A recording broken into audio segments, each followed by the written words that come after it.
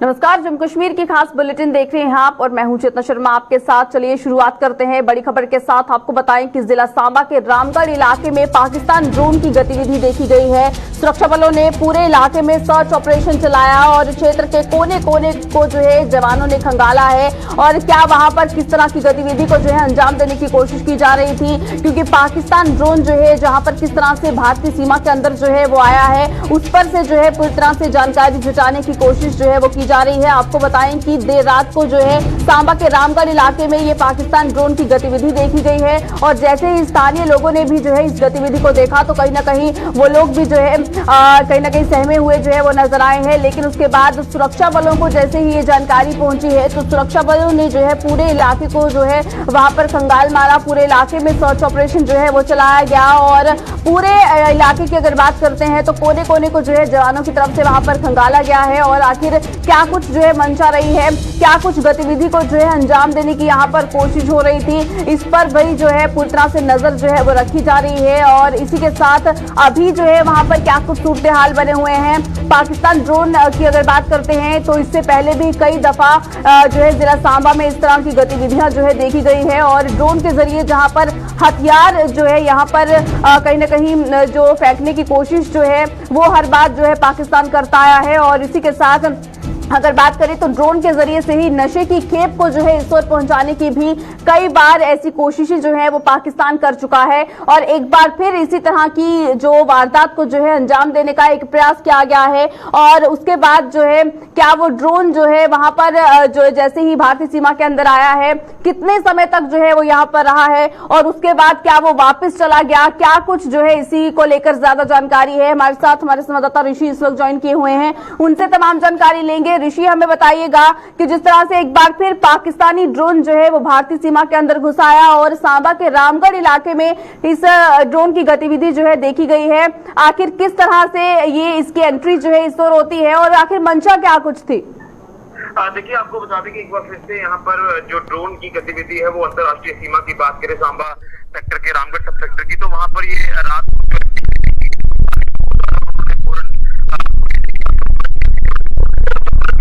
पूरा इलाका जो वो रात को भी खंगालने की कोशिश की गई थी। लेकिन आपको बता दें कि मंशा को लेकर जो आप बात करें इसमें दो ही मंशाएं हो सकती है, या तो ड्रोन के माध्यम से हथियारों की ड्रॉपिंग कराना या फिर ड्रॉप कराना। ये दो चीजें जो है ये पाकिस्तान के जहन में रहती हैं।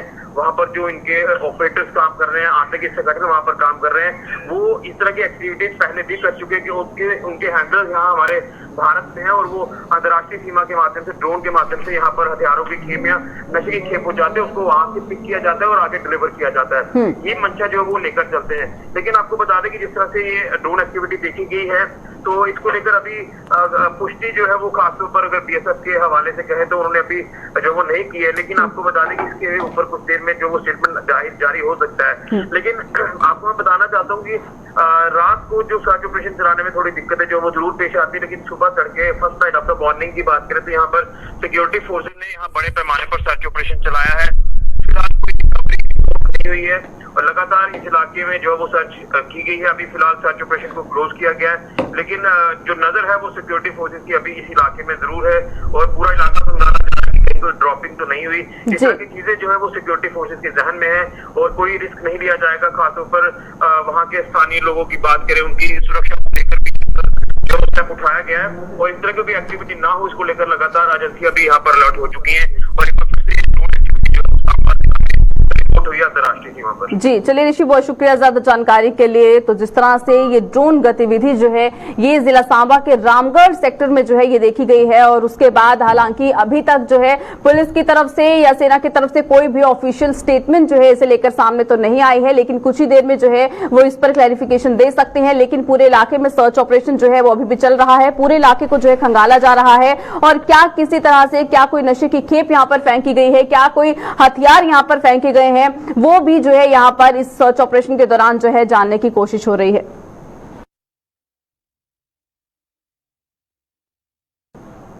चलिए चलिए आगे बढ़ जाएंगे और बात करें अगर देश भर में जिस तरह से छठ का त्योहार जो है ये मनाया जा रहा है और इसी तरह से जम्मू कश्मीर में भी ऐसी ही तस्वीरें जो है वो सामने आ रही हैं जहां पर श्रद्धा के साथ छठ का महापर्व जो है ये मनाया जा रहा है। जम्मू और आसपास के इलाकों में भी छठ को लेकर भारी उत्साह देखने को मिल रहा है। बाजारों में पूजन सामग्री की खूब खरीदारी जो है वो भी की जा रही है। इसी बीच जो है आपको बताएं कि जहां पर इस त्योहार की बात करें तो 4 दिवसीय ये त्योहार जो है ये रहता है जिसमें नहाए खाए और खरना के साथ ये त्योहार जो है ये शुरू होता है। और ये भी बता दें कि इस साल 28 अक्टूबर को छठ पूजा का नहाए खाए हुआ है और जबकि छठ पर्व का खरना पूजा जो है वो 29 अक्टूबर को जो है वो हुई यानी कल हुई और इसके बाद आज यानी 30 अक्टूबर को संध्याकालीन अर्घ्य जो है वो भी इसके लिए दिया जाएगा। वहीं पर छठ पूजा के अंतिम दिन जो है यानी कल जो है इसको सुबह में उदीयमान सूर्य को अर्घ्य दिया जाएगा और भक्त बहुत धूमधाम से इस त्योहार को मनाने के लिए जो है तैयार बैठे हैं। और वहीं पर जम्मू की अगर बात करते हैं तो जम्मू में भी इसकी रौनक जो है वो बाजारों में देखने को मिल रही है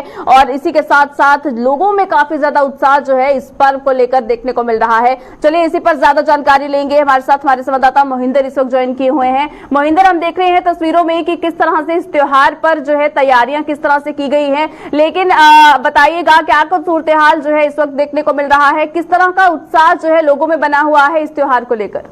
जी जितना आपको बता दूं कि छठ पूजा की मान्यता काफी ज्यादा है, जिसके चलते पहले ये ज्यादातर बिहार और झारखंड के इलाकों में मनाया जाता था, अब पूरे भारत में से मनाया जाता है। जिस तरह से इसकी लोगों को जानकारी हुई कि आखिरकार छठ पूजा है क्या, उसके बाद उत्साह जो है लोगों में दुगना था। वहीं जम्मू में विभिन्न जगहों में छठ पूजा का उत्साह जो है वो देखते ही बनता है, जो है वो स्नान कर रहे हैं। वहीं सूर्य देव की पूजा को माना जाता है और जनता जो हमारी इस समय हमें देख रही है, आपको बता दें कि छठ पूजा जो है वो सूर्य की पूजा से जुड़ा है आस्था है। और इसमें ये बताया जाता है ये पूजा जो है वो संतान की लंबी उम्र के लिए कामना की जाती है। संतान लोग हैं उनकी आस्था इसमें रहती है और उनके घर संतान हो इसके लिए ये पूजा जो है वो की जाती है।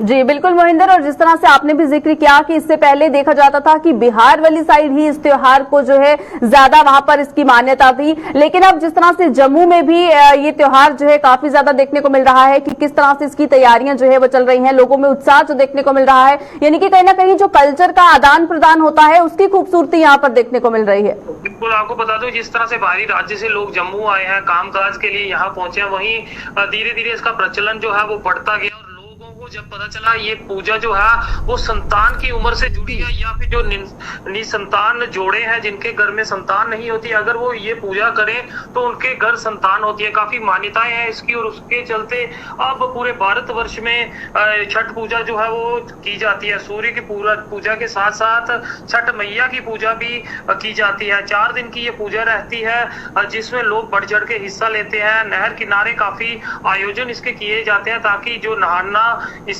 पूजा में होता है वो आराम से नहा सके। उसके चलते बड़ी ब्राह्मणा, गंगियाल, तालाब तिल्लो के साथ साथ सूर्यपुत्री त्रवी में भी आयोजन किए गए हैं। जी बिल्कुल। चलिए मोहिंदर, बहुत शुक्रिया ज्यादा जानकारी के लिए। तो छठ पूजा का त्योहार जो कि छठ मैया की पूजा जो है यहाँ पर की जाती है और इसी के साथ भगवान सूर्य को भी ये त्योहार जो है समर्पित है और इसी को लेकर जो मान्यताएं हैं उसी के तहत जो है इस पर्व को काफी धूमधाम से अब जम्मू में भी मनाया जा रहा है।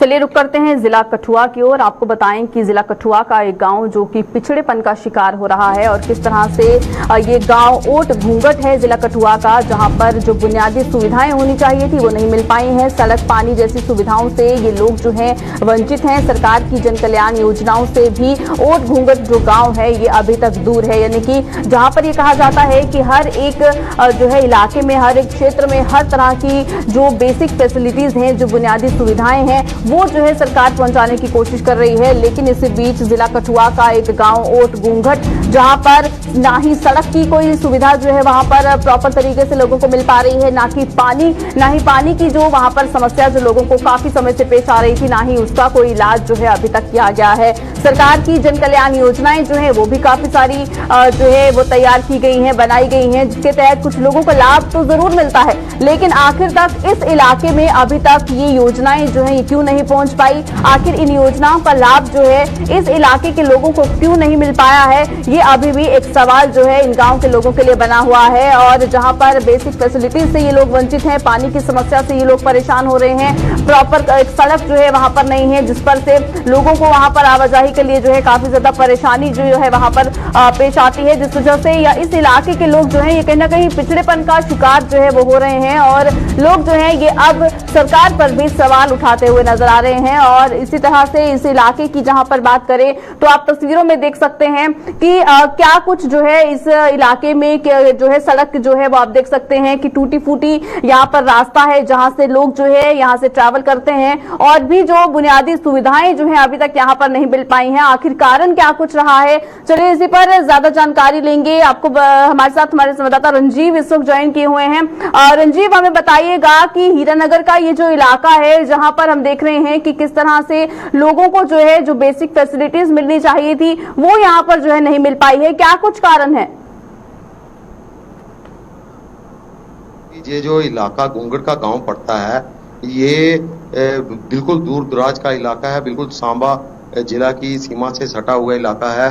और इस गांव में कम से कम 100 से 150 के करीब घर हैं और ये काफी पहाड़ी इलाका हुआ है जहाँ पे मूलभूत सुविधाओं को आज भी लोग तरस रहे हैं। यहाँ की गलियों की बात करूं तो बिल्कुल नाले का स्वरूप लिए हुए गलियां हैं, यहाँ पे आने जाने के लिए कोई और दूसरा रास्ता नहीं है। लोगों का कहना है कि जब भी कभी बरसात होती है तो पानी जो है वो उनके घरों तक आ जाता है और वो लोग घरों के अंदर जब तक बरसात होती है, बाढ़ का समय होता है, तब तक वह लोग बंधक ही बने रहते हैं। ऊपर से बताऊं कि ये जो यहाँ का एक गांव में शिक्षा की बात करें तो एक प्राइमरी स्कूल था जो भी पिछले दिनों सरकार की जो पॉलिसी थी जहाँ पे दूर दराज के स्कूल थे उनको अटैच करके बड़े स्कूलों के साथ अटैच कर दिया। अब गांव के लोगों को, बच्चों को भी जो है, छोटे छोटे बच्चों को भी कोई 2 किलोमीटर पैदल चलकर दूसरे गांव में पढ़ने जाना पड़ता है। तो जिसके कारण यहाँ पे काफी लोग मूलभूत सुविधाओं से अभी भी वंचित है। पानी की बात करूं तो यहाँ पे जल शक्ति विभाग ने करीब 2 साल पहले पाइपें तो लगाई, लेकिन आज तक उनमें कभी पानी नहीं पहुंचा, जिसके कारण लोगों में काफी रोष है विभाग के खिलाफ। और यहाँ पे लोगों का साफ तौर पर कहना है कि यहाँ पे ना तो कोई प्रशासन का आता है और कई बार हमने गुहार भी लगाई लेकिन किसी ने उनकी अभी तक कोई बात नहीं सुनी। इतने विधायक और इतनी सरकारें आज तक बनी लेकिन किसी ने उनकी बात नहीं सुनी। बिल्कुल रंजीव, और जहां पर सरकार की जो योजनाएं हैं, कई सारी ऐसी योजनाएं हैं जिसके तहत सड़क जो है वो मुहैया करवाई जाती है, लेकिन उसके बावजूद भी ये योजनाएं जो है इस इलाके तक नहीं पहुंच पाई।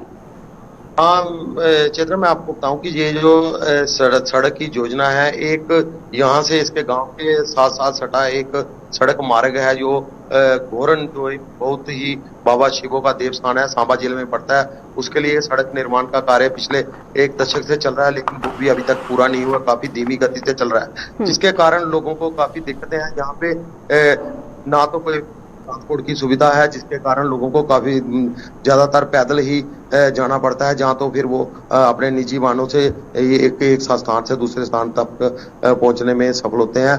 और रही बात लोगों की, लोगों का कहना है कि कई बार हमने यहाँ पे जितनी भी सरकारें बनी, कई सांसद, मंत्री, संतरी तक यहाँ इस गांव में बुलाए, लेकिन आश्वासनों के सिवा उनको आज तक कुछ नहीं मिला है। वो लोग अभी भी आजादी के पहले गुलामी का ही जीवन यापन करने पर मजबूर हैं। जी चलिए रंजीव, बहुत शुक्रिया ज्यादा जानकारी के लिए। तो जिस तरह से आपने भी सुना कि हमारे संवाददाता रंजीव इस वक्त जो है जानकारी दे रहे थे कि किस तरह से जो मूलभूत सुविधाएं हैं वो तक जो है यहाँ पर लोगों को नहीं मिल पा रही हैं, और लोगों ने जो है काफी बार इस चीज को लेकर जो है गुहार भी लगाई है, लेकिन उसके बावजूद भी अभी तक ये सुविधाएं जो है इन्हें नहीं मिल पाई हैं।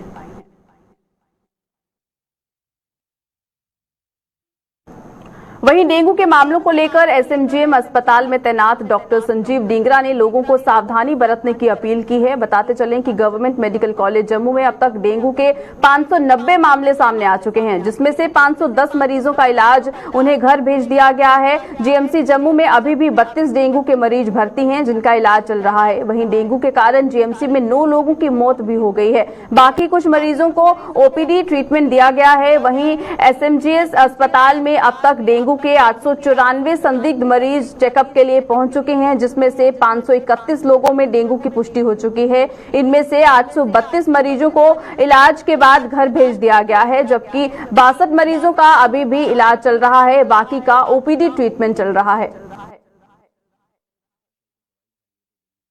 सबसे पहले तो सबसे बड़ी बात है कि पैनिक करने की कोई ज़रूरत नहीं है और पैनिक किसी चीज़ का कोई हल भी नहीं है। पैनिक में उल्टा हम कई बारी गलती कर बैठते हैं, कुछ हड़बड़ाहट में हम कुछ ऐसा कर बैठते हैं कि जिससे कि कोई उल्टा फ़ायदा होने के बजाय उल्टा नुकसान हो सकता है। तो इसलिए पैनिक ना करिए, सिर्फ समझदारी से काम लीजिए। उसके लिए आपको ये पता होना चाहिए कि पहली बात तो कि डेंगू के लक्षण क्या हैं। फिर अगर किसी को बुखार आ गया है तो आपको इमीडिएटली अपने नियर बाई जो भी हेल्थ फैसिलिटी है वहाँ जाइए, वहाँ अपने डॉक्टर को दिखाइए और वो आपको देखेंगे, क्लिनिकली भी जज करेंगे और उसके बाद आपकी कुछ जांच भी कराएंगे। और अगर जांच में आपको डेंगू फीवर आता है तो हर डेंगू फीवर वाले मरीज़ को एडमिट होने की ज़रूरत नहीं होती है। इसका इलाज घर पे भी हो सकता है। सिर्फ आपने साथ ही साथ कुछ वार्निंग साइंस का ध्यान रखना है। तो सबसे पहले तो लक्षण क्या है? लक्षण हम सबको अब तक पता चल चुका है कि फीवर, बुखार, हाई ग्रेड बुखार होता है और उसके साथ सिर में दर्द होना, शरीर में दर्दें होना, स्पेशली कमर में बड़ी दर्दें होती हैं। इसके अलावा बच्चों में कई बारी उल्टियाँ वगैरह भी हो सकती हैं, दस्त भी लग जाते हैं। कुछ बच्चों को फ्लू लाइक इलनेस भी हो सकती है। साथ ही साथ इसमें एक टिपिकल अक्सर एक कंप्लेंट होती है कि जिसको हम रेट्रो ऑर्बिटल पेन या हेडेक कहते हैं, बिल्कुल आंखों के पीछे बच्चा बताता है कि मुझे यहाँ दर्द हो रही है। तो ये और इसके अलावा स्किन जो है वो थोड़ी लालगी में आ जाती है। तो ये सब जो हैं ये लक्षण हैं डेंगू बुखार के। अब जांच करने पे अगर पता चलता है कि हाँ डेंगू बुखार है तो फिर हमें 2-3 चीज़ों का ध्यान देना है। डेंगू का कोई स्पेसिफिक दवाई नहीं है कि कोई स्पेशल कोई इंजेक्शन लगेगा या स्पेशल कोई दवाई खाएंगे तो डेंगू फटाफट ठीक हो जाएगा। डेंगू एक सेल्फ लिमिटिंग डिजीज़ है, वायरल इलनेस है, अपना टाइम लेके इसने जाना है। तब तक हमने सिम्टोमेटिक ट्रीटमेंट्स करने होते हैं, जैसे फीवर है, हेडेक है, उसके लिए पैरास्टामोल लेना है। पर मैं यहाँ ये बात ज़्यादा स्ट्रेस देके बोलना चाहूँगा कि पैरासीटामोल के अलावा ज़्यादा कोई पेन किलर मत इस्तेमाल करें। हेडेक हो, शरीर में दर्दें हैं, बुखार तेज़ है, उसके लिए पैरास्टामोल ही लेनी है। वो डॉक्टर से सलाह करके अप्रोप्रिएट डोज में आप पैरास्टामोल लीजिए और इसके साथ साथ अपनी हाइड्रेशन पे ध्यान रखिए। 8 नवंबर से शुरू होने वाले किसानों के उत्तर भारत के सबसे बड़े मेलों में से एक झिड़ी मेले की तैयारियां जोरों पर हैं। बाबा जित्तो के देवस्थान पर आयोजित होने वाले इस मेले में स्थानीय लोगों के साथ साथ बाहरी राज्यों से आने वाले दुकानदारों ने अपनी दुकानें सजाना शुरू कर दी हैं। मिठाइयों के साथ साथ बच्चों के खिलौनों की कुछ दुकानें सज चुकी हैं। 3 वर्षों के बाद शुरू होने वाले इस मेले को लेकर स्थानीय लोगों के साथ साथ इन दुकानदारों में भारी उत्साह नजर आ रहा है। इस मेले को लेकर क्या कहना है इन लोगों का, ये देखते हैं। 90 से साथ में मेरा गांव है, तो इस साल हमें बहुत खुशी है कि 3 साल के बाद हमारा मेला आ रहा है और हमें यही होता है उम्मीद कि हमारे रिश्तेदार भी आएंगे, हमारे घर में कोई आस पड़ोस का बंदा आता जाता रहता है, हमें यही खुशी है। और बहुत सारी इधर जलेबी वाली दुकानें भी आ गई हैं, बैलून भी आ गए हैं, कचालू वगैरह, रो के गिलास हो गए, यही अपने डोगरों की पहचान है। और इस साल 3 साल के बाद मेला आ रहा है, हमें बहुत खुशी है। मैंने बहुत ज़्यादा खुशी है। मेला 3-4 साल के बाद लग रहा है अभी, तो बहुत दुकानें अभी भी स्टार्ट हो गई हैं। सभी लोग गाँव वासी हैं, हमारे पास लोग रहते हैं, अच्छी तरह खुश हैं लोग। पर 3-4 साल के बाद मेला लग रहा है। बहुत दूर दूर से लोग आते हैं, इधर आते हैं, दूर दूर से भी आते हैं इधर। जो 3-4 साल के बाद मिलेंगे हम, बहुत मज़ा आएगा घूमने का इधर, बहुत अच्छी तरह। बहुत शुक्रगुजार हूँ कि आज 3 साल के बाद जो झिड़ी मेला लग रहा है, क्योंकि हम लोग बहुत परेशान थे, सभी दुनिया परेशान थी कि मेला लगेगा, कब लगेगा, कब लगेगा। लेकिन अब वो बाबा की मेहर हो गई, अब मेला लगेगा, अब दुनिया आना शुरू हो गई है। मेरा भी एक मिठाई का छोटा सा स्टॉल होता है, मैंने भी लगा दिया है और लोग तकरीबन आ रहे हैं, दुकान लगा रहे हैं, स्टॉल लगा रहे हैं, गुब्बारे वाले आ रहे हैं, बैलून वाले आ रहे हैं। तो मैं तो यही बुआ से मांगूंगा कि हर बंदा खुश होकर जाए।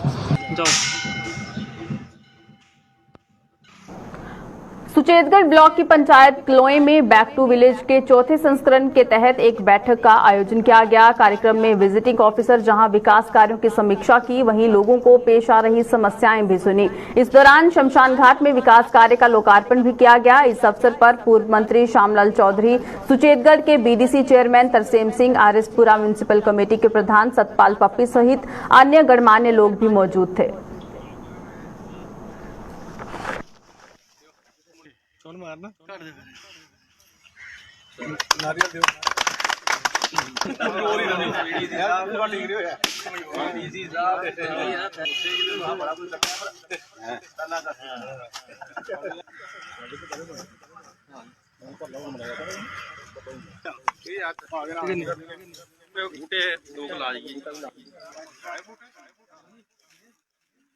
तो ये शमशान घाट में स्टेप्स का काम था। ये शमशान घाट की काफ़ी जगह है, लेकिन जहाँ बैठने की सुविधा थोड़ी कम थी, तो मेरे पास फंडिंग आई थी, तो मैंने उसमें से 3 लाख रुपया इस जायज में रखा था। आज इन्होंने इसको कंप्लीट कर दिया है और आज इसका रेगुलेशन हुई है। तो मैंने देखा है कि काम बहुत अच्छा हुआ है, बड़े अच्छे तरीके से काम किया है। और एक्चुअली तो बात यह है कि शमशान घाट की जगह बहुत ज़्यादा है। मैं सोचता हूँ अगली बार फिर कुछ न कुछ जहाँ देंगे, ताकि ये स्टेप्स थोड़े ज़्यादा हो जाएं, लंबे हो जाएं, ताकि लोगों को बैठने की अच्छी सुविधा मिले। और जहाँ तक मुझे पता चला है कि सरपंच ओमकार सिंह जी ने बैक टू विलेज में काफ़ी अच्छा रिस्पांस दिया फिशरमैन को, पूरे पंचायत का दौरा करवाया उनको। जो पहले के बैक टू विलेज के काम थे, फर्स्ट, फोर्थ, थर्ड के, वो इन लोगों ने कंप्लीट कर दिए हैं। और जो फोर्थ में इन्होंने काम रखे हैं, तो वो जब आएंगे तो वो भी ये इसी तरह कंप्लीट करेंगे। तो गवर्नमेंट का बहुत अच्छा स्टेप है कि हर साल ये फंडिंग होती है, तो ये एक अच्छा कदम है।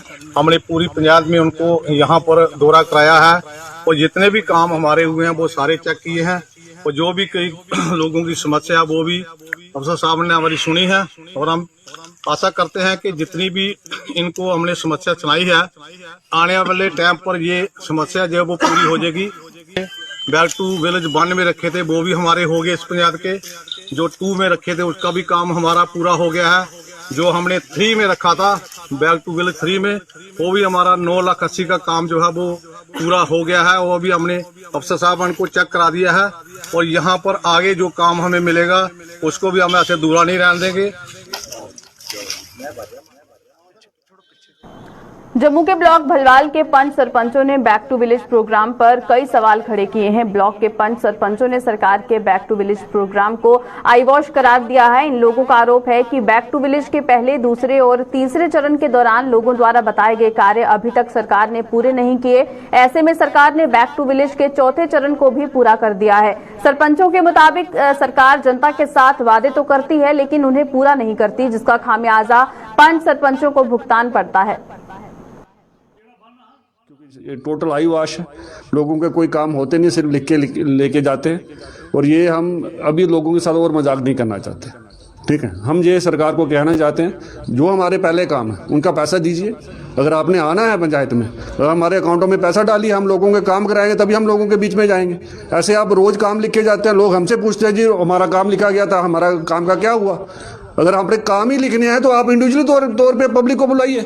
सरपंचों को क्यों बोलते हैं बैक टू विलेज में आके पंचायत घर में आके लोग मेला लगवाते हो। कैमरा ले जाइए बैक साइड में, यहाँ पे तालाब है 14 कनाल एरिया के अंदर। इस तालाब को मैंने एक बार नहीं 3 बार बैक टू विलेज हो चुका, 3 बार बैक टू विलेज में रखवाया, अलग अलग स्कीमों में रखवाया, लेकिन इस तालाब का काम आज तक नहीं हुआ। दूसरा, मैंने एक लेन एंड ड्रेन थी जो कि हर बार बरसात में बह जाती है और उसकी इतनी खस्ता हालत, हर बार मैं जेब से पैसे डालता हूँ और उसकी फिलिंग करवाता हूँ। इतनी बैड कंडीशन है, उस रोड पे चला नहीं जाता है, लेकिन मैं बार बार उसके एस्टिमेट भी बना के रखे हुए हैं सब कुछ। और PWD के दफ्तर के चक्कर काट के जब से सरपंच बना हूँ, 4 साल हो गए मुझे, चक्कर काट के थक चुका हूँ, लेकिन इनके कान में जूं नहीं रेंगती है। लेकिन ये फिर बोलते हैं back to village 4, back to village 1, 2, 3, 4। खाली बैक टू विलेज रखा हुआ है, काम किसने करवाने हैं? खाली ड्रामा बना के रखा हुआ है, लोगों से जूते खाने के लिए हमें रखा हुआ है। आ जाते हैं तो पब्लिक इकट्ठी करो, पब्लिक इकट्ठी करो, बैक टू विलेज है, ये करेंगे वो करेंगे, खाली बुकें फिलअप करते हैं, भरते हैं और चले जाते हैं। लास्ट में काम पूछो तो बिल्कुल 0 डिग्री पे, काम कोई नहीं। बीएसएफ द्वारा राष्ट्रीय एकता दिवस पर आज इंद्रेश्वर नगर बीएसएफ मुख्यालय से बाइक रैली का आयोजन किया गया, जिसमें मुख्य अतिथि हरिलाल डीआईजी बीएसएफ मुख्यालय इंद्रेश्वर नगर ने बाइक रैली को झंडी दिखाकर रवाना किया। इस मौके पर उन्होंने बताया कि हर साल सरदार वल्लभ भाई पटेल जी की याद में ऐसे कार्यक्रम के आयोजन किए जाते हैं। देश के लोगों में देशभक्ति और एकता का संदेश पहुंचाने के मकसद से ऐसे कार्यक्रमों का आयोजन किया जाता है और जिन महापुरुषों ने देश की आजादी में अपनी प्राणों की आहुति दी, उनको हमेशा याद रखना चाहिए। 30 नवंबर को पूरे देश में ये एकता दिवस के रूप में मनाया जाता है, जिसमें सरदार वल्लभ भाई पटेल ने हिंदुस्तान के लिए बहुत अपना कुर्बानी दी थी और बहुत ही स्टेबिलिटी दी थी। इसीलिए आज ये मोटरसाइकिल रैली का क्षेत्रीय मुख्यालय इंद्रेश्वर नगर में आयोजित की जा रही है। चलिए बुलेटिन में फिलहाल इतना ही, दीजिएगा इजाजत, नमस्कार।